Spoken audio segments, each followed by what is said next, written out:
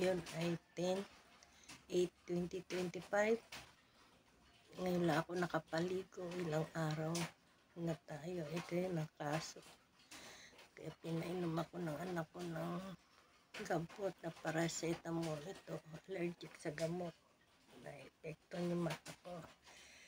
Depende yan sa gamot pa. Ni-sleep dis ako. Dati uminom ako din ng 3 beses sinubo ko uminom ng na magkaibang buwan. Talagang namamaga talaga mata ko at saka may pain reliever, meron din hirap sa paghinga ko, kaya depende yan sa inom ng gamot, kaya ingat kayo kasi allergic sa gamot kasi may naepektuhan sa atin.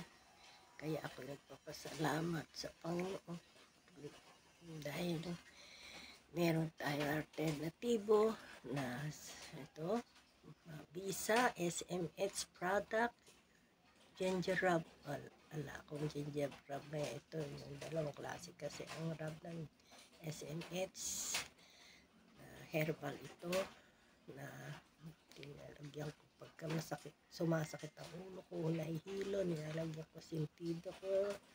Saka ito, kinukros ko dyan, saka sa ilong. Saka dito, maraming dulot ito. Na-stress ka man, ubod, sipon, hilo, sakit ng ulo, yung tiyan mo,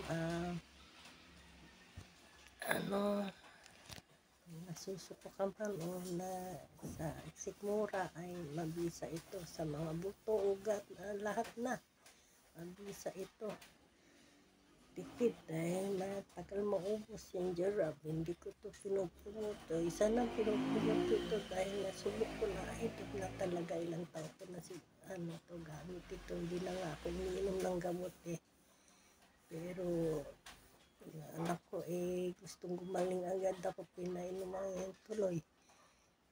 Galing na nga, pero yung pagaling na nga, pero hindi na ako mapalabas dahil maga pa rin ang aking mata, kaya hindi ako makangiti. Ang iba pangit, pagka hindi tayo nakangiti, hindi tayo masaya. Kaya pasalamat ko kay Lord.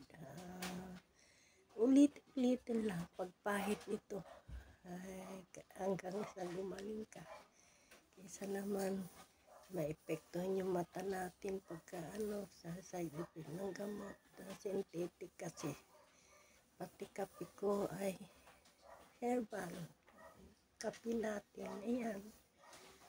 Kaya kayo, ingat kayo. Naku, so ngayon ang sakit trangkaso, ubot, sipon, ginger rub na lang kayo rub na SMH. Tipid pa, hindi ka pa magkakaroon ng side effect. Ingat tayo. Buti na wala na ubo natin. At siyempre number 1 ang panalangin. Naingatan tayo sa sakit karamdaman.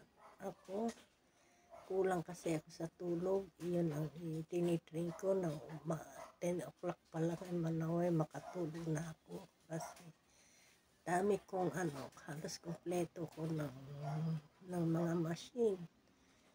Tulad ng blower, tulad ng Seragen, pero tinatabla pa rin tayo ng sakit. Nahawaan pa rin tayo ng sakit. Gawa ng, sabi nga ng mga herbal doctor, pagkakulang ka sa tulog, hindi mo mababawi yung resistensya mo pagkulang ka sa tulog.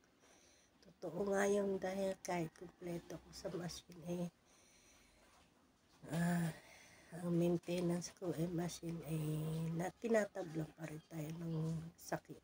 Nagawa ng kulang tayo sa tulog, may kahinaan pa rin ang ating resistensya. Kaya yun ang pinag-pray ko, na hiyaan ako ni Lord na makatulog agad sa gabi 10 o'clock ng diretso. Thank you, Lord. Thank you sa inyo. Pasensya na dahil hindi ko kayo ma-replyan. Ilang araw ako wala sa media, sa Facebook. Thank you and God bless you all.